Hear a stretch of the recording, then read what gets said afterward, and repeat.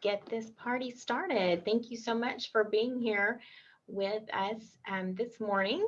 We have a presentation for all of you just to go over some basic information about the program that your students are enrolled in or will soon be enrolled in with us. And so we appreciate you being here and taking that time to be here with us this morning. My name is Carrie Moy, and I'm the principal here at TTU K-12.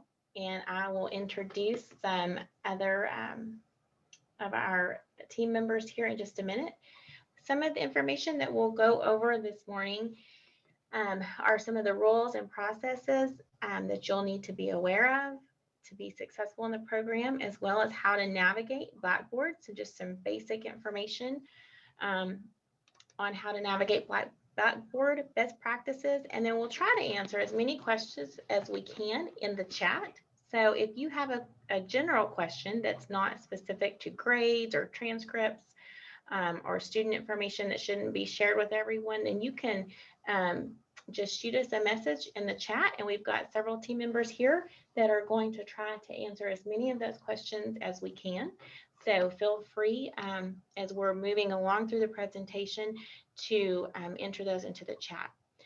Alrighty, some of our team members that I have here with me this morning are, well, I'll go a little bit about myself. Like I said, I'm Carrie Moy, I'm the principal here, and this is my 17th year in education. I absolutely love being a part of TTU K-12. We get to serve students in ways that a lot of educators don't get to do, and I love being a part of this community, and I love serving our students in this school, and I couldn't be happier that you're here with us this year. With me, I have Braxton Allison. He's one of our assistant principals, and you'll be hearing from him soon. This is his 11th year in education. And then we also have Miss Natasha Newman with us. She's another assistant principal that you're going to hear from during this presentation. And this is her 19th year in education. We're very, very lucky to have such a great team here to serve our students. And I think that you will find them to be very helpful. If you have not talked to a counselor yet or an advisor, you will soon. This is our counseling team. We have Brenda Shoup, Brittany Perez, Shelly Jackson, and Carrie Rhodes. And our students are divided. Our counselors work with students by their last name. So they're divided into groups by their last name. And that's who your point of contact will be throughout the year. And these are our wonderful counselors who are working oh so hard right now to get everyone called and enrolled into the correct classes. So they're not on the call this morning. They are still working with families and trying to get all of that taken care of. All righty. One of the first things that I just want to go over is to make sure you're aware of our attendance and our progress monitoring that we will do. Our attendance here in this virtual setting is defined by the progress that your student makes. And that means that we're going to be looking at the number of assignments they are submitting each week. That is how they will be, that's how they will be counted present for their attendance. Students do have 6 months to complete each semester course. However, based on the requirements that we have of completing 5% of their assignments each week, your students should finish in 5 months, giving them time to be able to have plenty of time off for Christmas and all of those things in December. So we're really excited to make sure that, that you guys have plenty of time with your families. But we do need you to maintain enrollment in a minimum of 4 courses each semester and make sure that your students are making weekly progress in all of those courses. Like I said, with a minimum of 5% of their assignments each week. Now, students can certainly work ahead. That's one of the great things about this program is it does offer a lot of flexibility. If your student has an event coming up or you're going out of town, then you can work ahead and you can get those assignments submitted ahead of time, and then you have the rest of the week off or whatever it is that you're wanting to do. So just look ahead, make sure you're planning, make sure you're looking at those assignments, and that you're just staying on top of that attendance. Someone in the chat has asked if the 5% applies for Thanksgiving week. Students follow the same calendar that we follow here for staff at Texas Tech. They do have Thanksgiving Day off, so I would recommend that they would work ahead that week just to make sure that those assignments are completed, and then they can take the however many days off they need for Thanksgiving as long as those are completed ahead of time. Alrighty. This is really important to know, especially for high school students. Being enrolled in only 4 courses will not allow you to graduate on time. That's the minimum. That's not always the recommended amount. For our elementary and middle school, that typically is just 4 courses. However, for high school, students do have to take more than 4 courses to be able to stay on track. Also, completing the minimum number of assignments does not guarantee that you will complete within the 6-month time frame.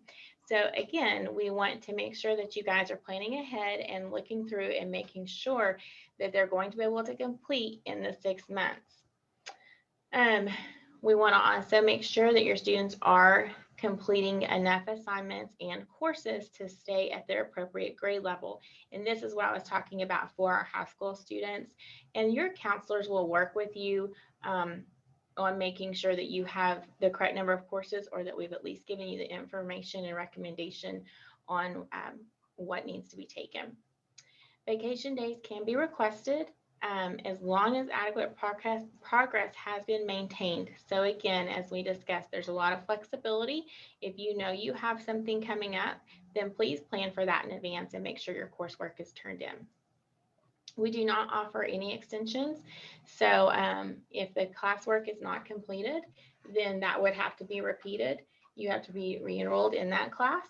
There's no way for us to be able to go in and extend that class, even if you're at the very, very end and you only need to do a few things. That has to be completed prior to the 6-month time frame. And then failure to meet these minimum requirements could cause us to have to implement truancy processes, just like a traditional school would do. We would have to file that paperwork and implement the truancy process, and it could also result in us having to remove your student from the program. These are things that we're held to, much like a traditional school is, and we do have to follow those rules through the state of Texas. We don't think that this is going to be a problem for anyone. The program is very flexible. You are already at home with your student, and so we feel sure that everyone's going to do what they need to do. But I do just want to make sure that you understand that this is something that we also are held accountable for. So please make sure that you're following all of those rules. Okay, learning coach and parent expectations. This is extremely important. Our parents have to be highly involved with their students that are enrolled in a virtual setting. We need to have, each student needs to have a learning coach, a designated that's going to help them do these things on the screen. So providing academic support, motivation, guidance throughout the school year, ensuring that they're on track with their assignments and coursework. So making sure that they're meeting those attendance guidelines, making sure that the coursework is going as it should, making sure that they're able to communicate with their teachers, counselors, and staff. All of those things, sitting with your students, especially at the elementary level, making sure that they're understanding the content. This information can be found at the link provided here on the screen, and it will break down for you kind of what those expectations are for middle school, for elementary, middle school, and high school. So for example, elementary, parents have to be highly, highly involved with their students throughout the process. Our curriculum is designed for an adult to be with the student and to be processing that information with the students. But in middle school, we expect those students to be a little bit more independent. And so the parents probably just going to be checking in a little bit more with them. Maybe they're making sure that they're logged in and they're checking that work before they submit it, but they're not actually doing that work with the student and sitting with them throughout the day. And in high school, we expect the student to be even a little bit more independent. We want those students to be able to log in by themselves and be able to find their coursework and start that coursework and that learning on their own. But that doesn't mean that we don't expect a parent to follow back up with them and to check the grade book and to make sure that those assignments have been submitted and that we're meeting those attendance requirements. Students are still students, kids are still kids. In high school, teenagers are still teenagers, and we have to really have a parent or someone at home making sure that our students are doing everything that we need them to do to be successful, and most importantly, making sure that they don't have questions. Are they learning the content? What do we need to do for them, and helping students through that process. So I would definitely recommend that everyone look through that learning coach information on our website.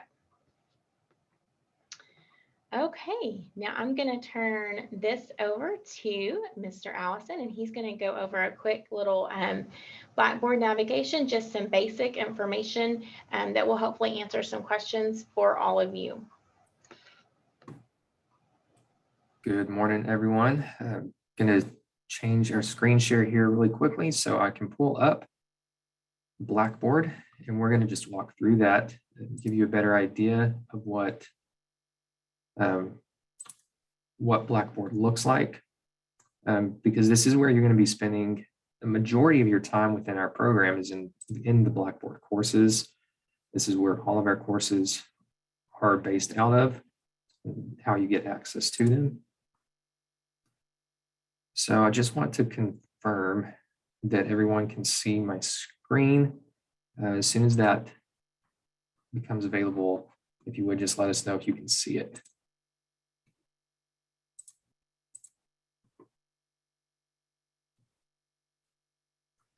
All right, I saw a thumbs up from. I can see it. Yes, we're good. I think we're good to go.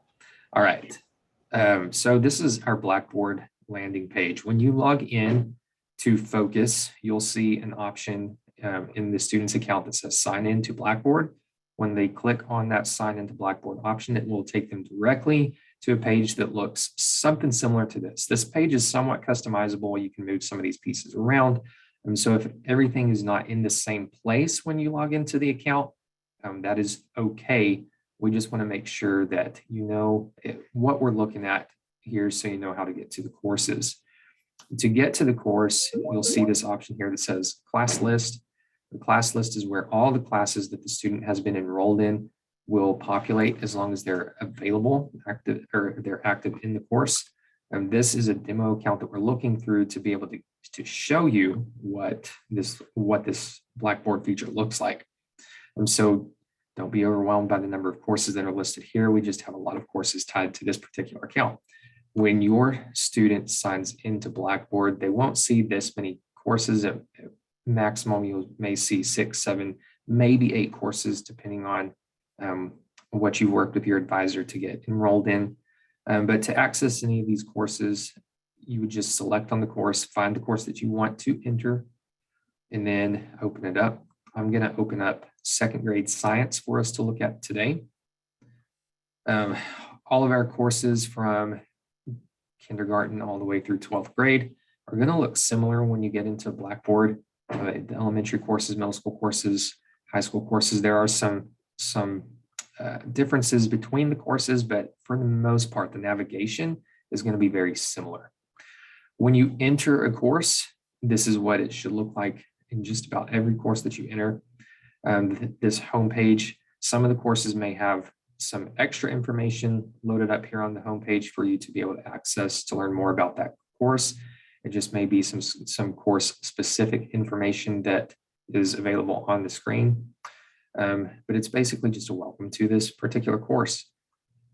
At any time when you are in a course, if you want to go back to the main page of Blackboard to access another course, while you can always hit the back button, the student dashboard will also take you back. And then you have access to any of those courses again. So going back to our second grade science course. To start navigating around the course, the first place that we always recommend that you start in the course is to review the syllabus. To access the syllabus and anything else within the course, we have this navigation panel over here on the left.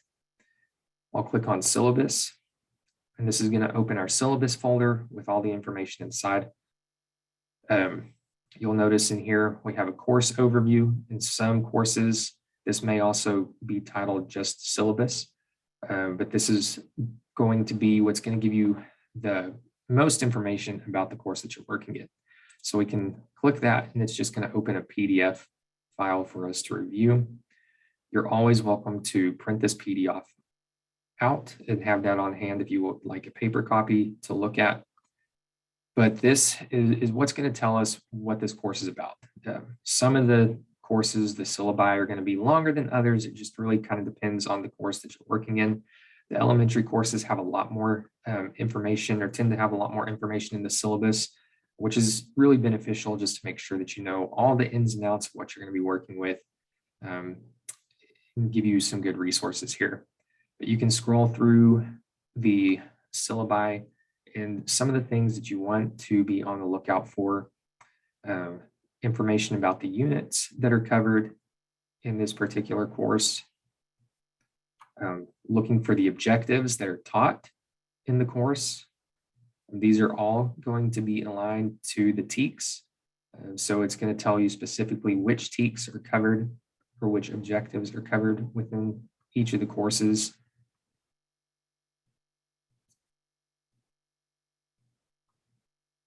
The elementary courses, you'll see information about handwriting and what is taught. I don't know that this is in all of the higher level elementary courses, but especially the kinder first and second courses, you'll see some information about handwriting. Some other important information that you're going to find in the syllabus is the textbooks that are required. We are working on getting textbooks ordered as we get you enrolled in courses. So if there's for any of the courses that have a digital textbook that is required, we are ordering those digital textbooks for you. If there's not a digital textbook available and only the print is available, then we will have the print textbook ordered for you.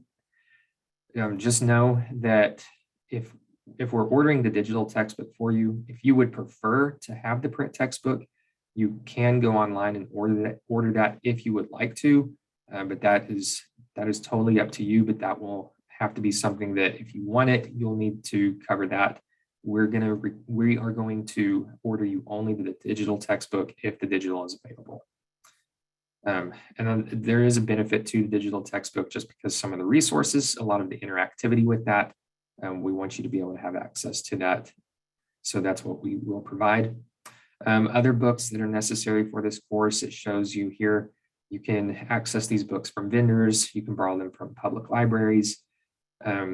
If some of the courses may not have additional books that you'll need to look at, but just a good resource to know where you can get some additional support, additional information as you're going through the lessons. Another thing that you'll want to look for in the syllabus is what materials are required for the course, especially these science courses. As you get into experiments, there's going to be a lot of different things that you're going to want to have access to. Some of these things you may have readily available around the house. If you look through the list in the course and you see that you don't have some of this, of course, you can go out and get it, but know that this can also be substituted. So for other items that you may have around the house, if you need some ideas on that, of course, always feel free to reach out to the teacher to ask, hey, what are some other ways I could do this? And they may be able to give you some better ideas so you can find things that you have already available.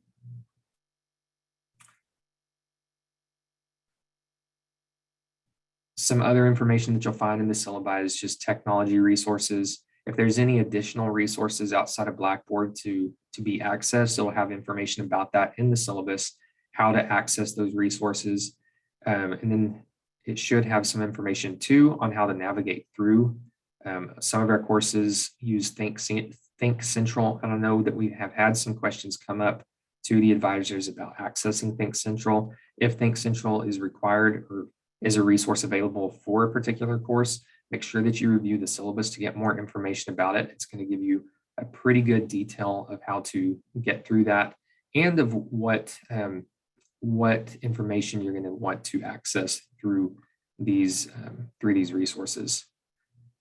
So for this particular course, it's going to outline the units that are available. Textbook Unit 1. This is where information like this is where you can start making a plan on building out a calendar of how you want to tackle the course with your kiddo. So the high school courses may look a little bit differently, but they're all essentially going to say the same thing. Whereas the high school courses may give you more of an idea of how many weeks a unit or lesson may take. The elementary courses are going to outline a little more specifically what days that you should be working on these particular lessons.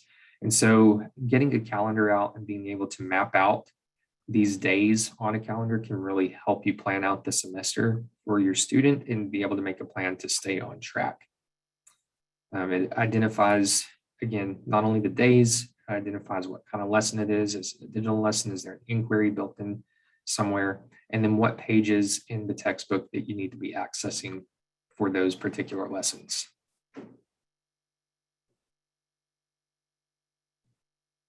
Again, here's information on how to navigate Think Central. Again, any of the courses that have resources, online resources to access, there should be information on how to navigate those resources in the syllabi.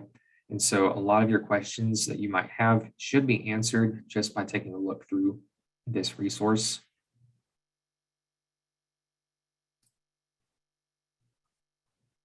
And then some other important information that you'll want to look out for in the syllabi is regarding grading. How are the courses graded?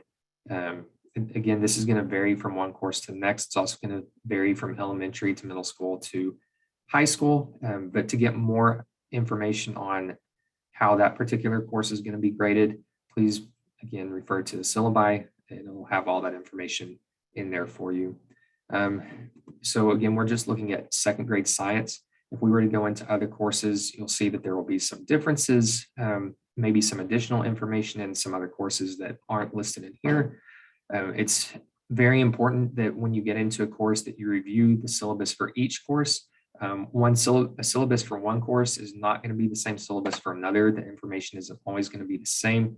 There may be some general information as far as like expectations or guidelines that are going to carry over from one course to the next, but you definitely want to pay attention to the course specific differences from between each of the students' courses, just to make sure that you are aware of all the different things that need to be considered in that course.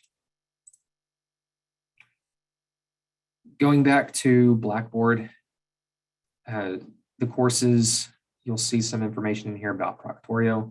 Ms. Newman will go over Proctorio in here in a bit, but know that a lot of the information that you need to know about Proctorio you can access in the course, and we definitely recommend that you take a look at that. So once a student is ready to begin accessing the units, the lessons, assignments, over here on the navigation panel, you can click on units. In some courses, this may say lessons instead, but it's going to take you to the same place. And this is where we will start to access all the content and information that we need. So if I were wanting to start on unit 1, days 1 through 25 listed here, let's select that, and it's going to open up more information from this unit. Everything I need to access, I will be able to access for this unit from here. So if I wanted to start on the day's lessons, I'll open this and it'll pull up all the information I need to get started for those first few days in this course. In other courses, the lessons may be built out a little more in Blackboard, and they're going to look similar to what you see here with this Unit 1 project, where a student clicks on that, it's going to take them to a page where they have this information listed out. This may be instructions on how to go through a project. It may be instructions on how to go through a lesson. It should, if it's walking you through a lesson, it will probably also have resources or information about what pages to look in the textbook. And then it also, as you go to the bottom, we won't see it on here, but if this were a lesson in another course, it may also have a list of what assignment they need to go work on after that. To get to the assignments, you would come down. If it says assignments for those lessons, you can open that up and pull up the lessons. I may go into a high school course here in just a minute to show you a better overview of what that could look like for a high school student or for a middle school student. But for an elementary course, you would come to the unit test, complete the test. For the project, open that up, and this is going to have instructions for submitting the assignment.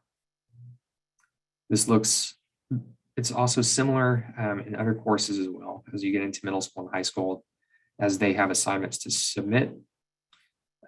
One thing that we definitely recommend that you pay very close attention to is the rubrics. If there's a rubric for that assignment, the student can access that before they submit it. The rubric is a really valuable resource for making sure that all the criteria for that assignment are being met. So you can pull this up and see, what are the criteria that the student is going to be graded for on that particular assignment or project. And then work with the student to just make sure that all of these things are kind of lining up. As the teacher goes through and grades the assignment, they'll score it based on the rubric, and then you can go back and review the rubric to see, what pieces may have been docked, what pieces did we get absolutely right. But it gives you a good idea of how the student performed and what areas we could work on as well. To submit the assignment, make sure that you pay attention to the instructions on how to create a PDF. A lot of our assignments are going to require that you have them converted to a PDF. This just makes it a lot easier for our teachers to be able to access the assignment, and it also ensures that however that assignment was formatted by the student, that everything remains intact the way we want it to. It will keep pieces from moving around. If you use some of the other file formats, there's always a chance that some pieces could get broken along the way. PDF is a really good way to make sure that everything stays the way the student had written it out. There are, in the courses, there's more information, instructions on how to create a PDF. This may be found in the syllabus.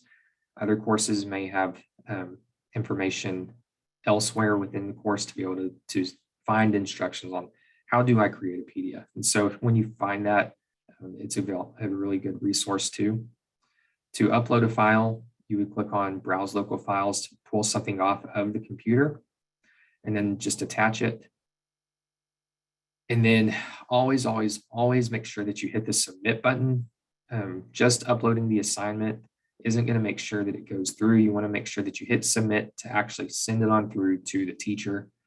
And then once it is there, the teacher can grade it, and we are good to go. If I wanted to go back, of course, again, I could go and hit the back button, or I can select up here to go back. Where do I want to go back to? If I want to go back just one page, then I can click on that, and it's going to take me back to the Unit 1 page with all the information for that particular unit. If I wanted to go back all the way just to see all the units and have access maybe to go look at Unit 2, then I'm back at that page. Now, once you go all the way through the course and you're ready to take the final exam, we can access the final exam in the navigation panel on the left. Now, when the final exams are open and ready for a student to take, they will pop up down here underneath this information. So what we have set up on our courses is a feature that we call adaptive release. Some of our courses apply adaptive release to units, to other exams built in the course. The way adaptive release works is it prevents the student from accessing certain content within the course until they've completed the necessary content to move on to those next pieces. Some courses, it's not as necessary. You may have more flexibility to work on different units or different lessons within a course without having to complete certain pieces first. Other courses, to make sure that they are following the necessary sequence, learning the skills that they need to advance through the course, there may be more adaptive release in those courses. So when that happens, if you were to go to the units, it may be that the units don't all appear. So in another course, you may only see that unit 1 or lesson 1 appears. That doesn't mean that those are the only units or lessons in the course. It just means that once they finish that unit, then the other units will become available. So going back to the final exams don't appear until all the units in the courses have been completed, or all the lessons. In order to complete the final exam, everything else must be completed. Otherwise, it's not going to open up and the student won't be able to complete it. So it is very important to make sure that they go through all of the assignments, all of the activities, so that they can access that final exam when they are ready. If they think that they're ready for the final exam and they get here and they see that there's no final exam to take, then that just means that there's something in the course that hasn't been completed yet. And so they'll need to go back through and find what that assignment is. The best place to keep up with that information is going to be right here under My Grades. So My Grades is where you can go to access the grades for the course and have a view of everything all at once. Now, again, referring back to adaptive release, any assignments or any units that are on adaptive release, they will not show up in My Grades until they have accessed or until they have completed the unit that's preventing the next unit from opening. So if unit 2 and unit 3 were not available on My Grades, then we would know that they need to complete all of unit 1. Again, this is where you're going to want to look at the syllabus. The syllabus is always going to show you all of the units that are in that course. So always refer to the syllabus to know what activities and assignments, what units, or how many units are in a course. What we don't want is for you to not look at the syllabus and then go to My Grades and see, oh, that only unit 1 and unit 2 are here. So then we think, oh, well, we only need to complete unit 1 and unit 2, and then we're done with the course. Well, there's going to be adaptive release on unit 3 in this particular course. So we don't see any of the unit 3 assignments in here right now because the student will need to complete unit 1 and unit 2. Once they've completed unit 1 and unit 2, then we will see unit 3 come up. Again, so focusing now more on the grades.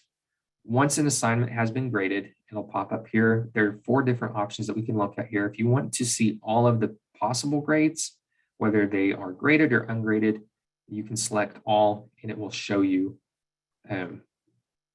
which grades have been graded, which ones are upcoming. It's a list of everything that needs to be done in that course. If you want to see only the items that have been graded, you can click on graded. With this particular course or particular account, there's nothing graded in this course at this time, so there's nothing to review. But if we click on upcoming, this will show us all the assignments that could be completed by the assignment.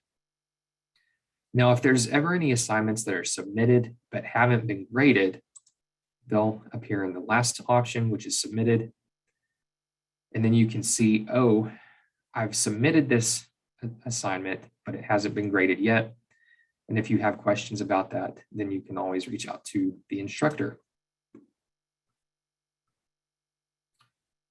All right. The next piece that I want to go over is announcements. In the courses, the teachers may post announcements to give you more information or to keep you updated with things that are happening in the course. This is a good place to go to just look at regularly, check out and see, is there anything new that the teacher is sharing with the entire course?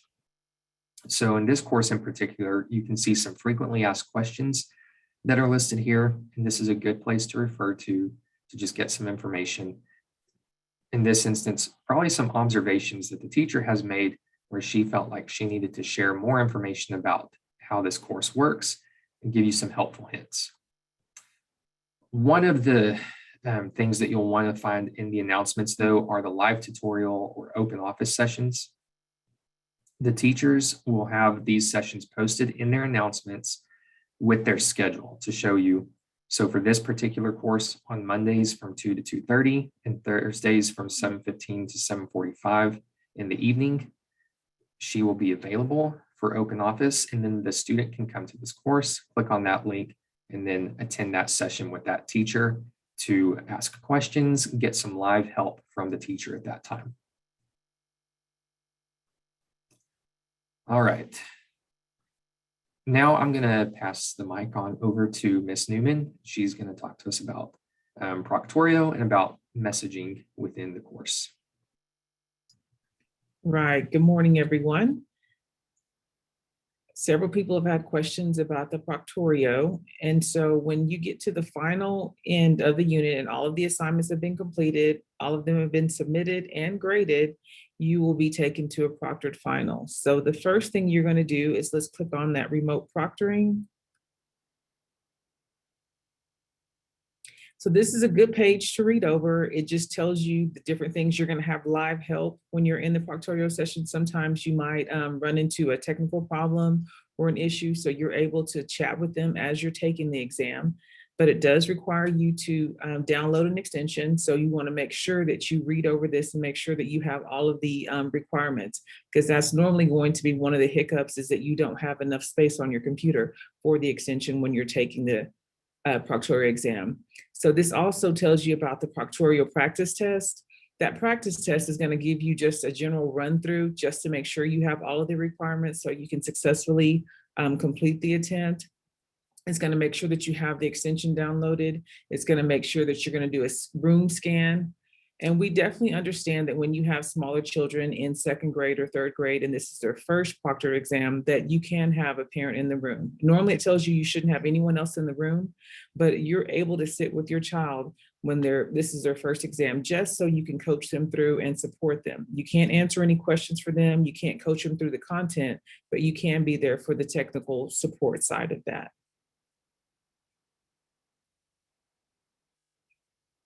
Okay. So then next you click on the Proctorio practice test. So here it gives you some information and it lets you know that you, this is going to be just the short test that you're going to go through. It says it's an hour, but it doesn't take you more than 10 minutes to go through the test once you click on it. And once you're started, it's going to be asking you to scan the room and just the different things you have to do. Now, once you're in the test, for any reason, it could be your hardware, it could be Proctorio, but if it kicks you out, just go ahead and log back in and just continue the test where you left off. It does require you to have a webcam and a microphone. Our teachers are going to watch them before they grade the test. And definitely know we have a lot of questions about Proctorio because people go online and they look at different reviews, but be assured that Proctorio does not have any file access to anything else on your computer. Their company does not view the videos. Only our teachers and admin view the videos, so no one has access to watch your child or anything like that. We're using that just to make sure that our tests are valid. Okay. Now, the next thing I want to talk to you guys about is messages. So we don't have any live sessions. However, you're able to contact your teacher through any of the courses. So you would click on messages on the left-hand side panel. And then you're going to, and then if you want to create a message to your teacher, you're going to click on create message. You're going to click on the to. And then you're going to have a list that's populated, and then you're going to scroll down until you find the teacher. You'll have the teacher's name in that top box up there. You'll see their name. Can you scroll down just a little bit, Braxton, the other way? And so the teacher for that class is going to be Kristen Taylor, and it has teacher next to it. Or Amy Boyd, that's fine. You can click on her name, either teacher. Yes, great. And then you're going to click on that little arrow. So that teacher's name has to go into the recipient box. And then you're able to title your message, whatever subject you'd like to, whether it be, exam 4 question. So after you do that, then you're going to go in there, Dear Mrs. Boyd, on exam 4, question number 32 was very ambiguous and I couldn't understand what it was asking me to do. And then you're going to click send. So anytime that you want to communicate with your teacher, please do so through Blackboard messages because they answer your questions within 24 hours. So make sure that you're specific with page numbers because they're definitely there to support you through any question that you might have about the content in the course. Okay. All righty. Thank you, Ms. Newman. That is extremely important information. So I hope all of you were able to see that. The messaging feature is huge. That's your direct line of communication to the teacher. So make sure that you understand where that's at once you get logged into your courses. These are just a few, there's a few more things that we're going to go over, but just by reading some of the questions in the chat, I want to make sure that everyone is aware of where our policy our policies and handbook is at. So I'm going to provide both of those links in the chat here in just a minute. Please make sure that you read through that information. A lot of the questions that you guys have will be addressed in there. Things as far as what kind of computer do we need, hardware requirements, a lot of the information that you're asking about, staying on track and some things like that are all going to be in there. So I want to make sure that you have read that. It's required that you read it. So please make sure that you're going back through there and looking for that information and that you have a good understanding of it. I will let Mr. Allison just go over this best practices slide, and then I'm going to jump back in here in just a minute. But while he's doing that, I'll make sure that those links are posted for you in the chat so that you can go back and read through that. All right, so this is really kind of a review of the things that we had just gone over in Blackboard, but we want to make sure that we hit on all the important things and just keep it fresh on everybody's minds. One thing that we did not show you in the course, we don't have it on that particular account, is there is a Blackboard orientation course that all students should have access to once they are enrolled. The Blackboard orientation, we recommend that you go in there just for extra practice. It can be a good place to get to know Blackboard a little bit better, some of the tools and features that it has available that can help the student be successful in Blackboard.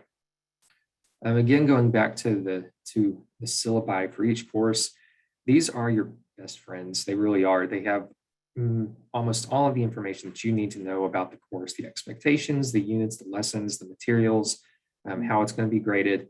So again, make sure that you refer to that in every course. For that specific course, we don't want to, again, try to make one apply to another course, but make sure that you just take a look at that once you get in. Again, the syllabus is going to help you make a plan or a calendar to stay on track. The 5% is the goal for each week, but we want to make sure also that you account for a grading turnaround of 2 days. So as you're building out a calendar, make sure that you try to plan out about 2 days to have an assignment turned back around to you to be graded.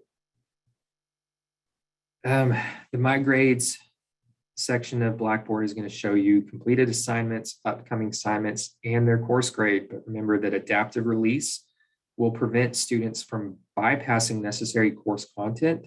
And so that may keep some assignments from showing up in My Grades. Again, this is where you're going to want to look at the syllabus to see everything, every piece of that course that they'll need to be working on.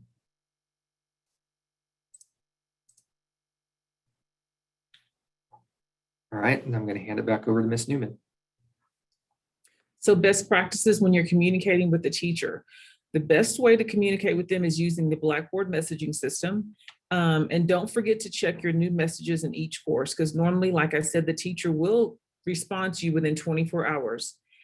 Be specific when you're asking the questions. Make sure you tell her what unit, he or she, what page number, and the course, just so they'll be aware of what you're asking them to do so they can answer you in a specific manner.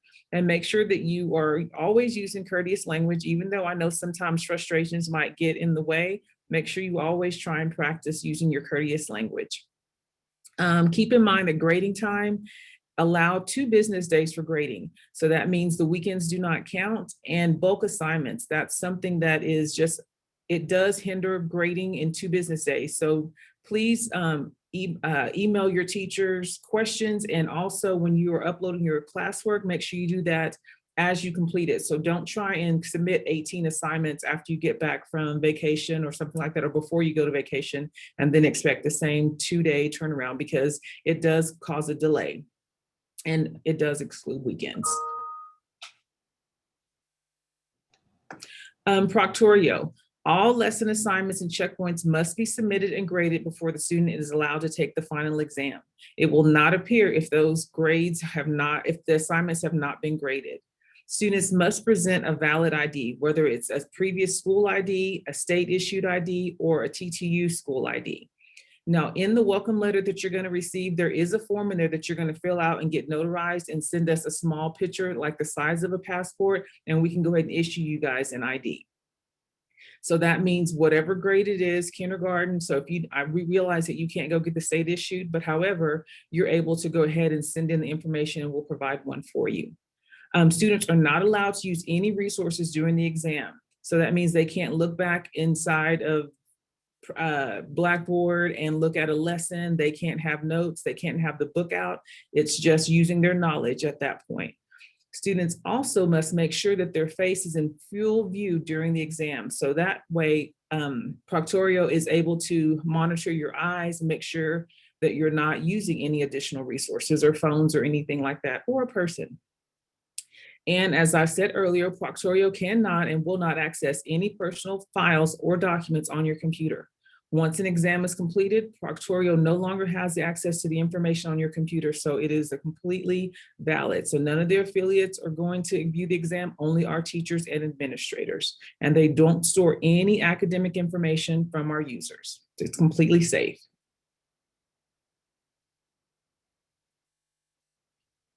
And here are examples of student IDs that we accept. So if you have a passport and you don't want to send in and get a TTU ID, you're more than welcome during that scan and it asks you for your valid ID, you're more than welcome to hold up a passport, or you can hold up your TTU ID, or you can hold up your previous school ID or a state issued ID.